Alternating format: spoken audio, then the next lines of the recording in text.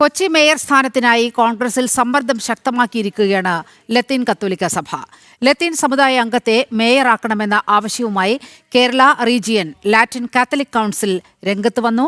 സഭയിൽ ഉൾപ്പെടാത്ത ദീപ്തി മേരി വർഗീസ് മേയറാകുമെന്ന പ്രചാരണം ശക്തമായിരിക്കെയാണ് മറുവാദവുമായി സഭയുടെ രംഗപ്രവേശം. ഇരുപതുകൾ സമ്മിശ്രമായിട്ട് നിൽക്കുന്ന ഒരു പ്രദേശമാണ്. അവിടെ വരാപ്പുഴയിൽ നിന്ന് വേണം, കൊച്ചിയിൽ നിന്ന് വേണം എന്നുള്ള ഒരു രീതിയിലുള്ള ഒരു ആവശ്യമൊന്നും ഞങ്ങൾ ആരുടെയും മുന്നിൽ അവതരിപ്പിച്ചിട്ടില്ല.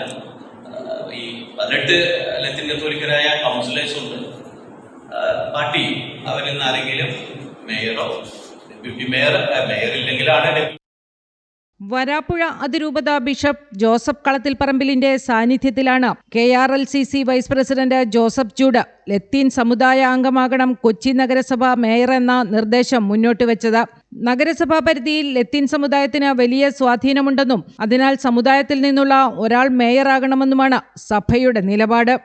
ആകെ 76 കൗൺസിലർമാരുള്ള കൊച്ചി കോർപ്പറേഷനിൽ 26 പേർ ലത്തീൻ സമുദായത്തിൽ നിന്നുള്ളവരാണ്. ഇതിൽ 18 പേർ UDF കൗൺസിലർമാരാണ്.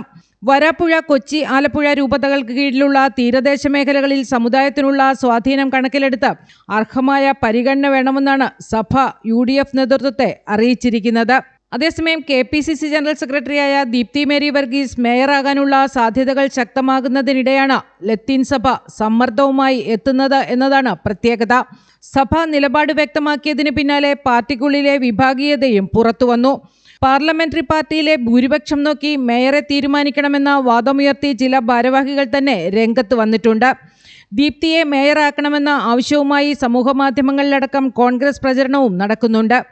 അനുഭവ സമ്പത്തുള്ള നേതാവെന്ന നിലയിൽ ദീപ്തി മേരി വർഗീസിന്റെ പേരിനാണ് മുൻതൂക്കം നൽകേണ്ടതെന്ന് ഇവർ ചൂണ്ടിക്കാട്ടുന്നു. ലത്തീൻ സഭയുടെ താൽപര്യം കൂടി പരിഗണിച്ച് സമുദായ അംഗങ്ങളായ VK മിനിമോൾ, ഷൈനി മാത്യു എന്നിവരെ പരിഗണിക്കണമെന്നാണ് മറുവാദം. സമുദായ സമ്മർദ്ദവും പാർട്ടിക്കുള്ളിലെ വിഭാഗീയതയും മറികടന്ന് കൊച്ചിയിൽ ആരെ ഭരണസാരഥ്യം ഏൽപ്പിക്കുമെന്ന അനിശ്ചിതത്വത്തിലേക്ക് കോൺഗ്രസ് എത്തുകയാണ്. ജനം, കൊച്ചി.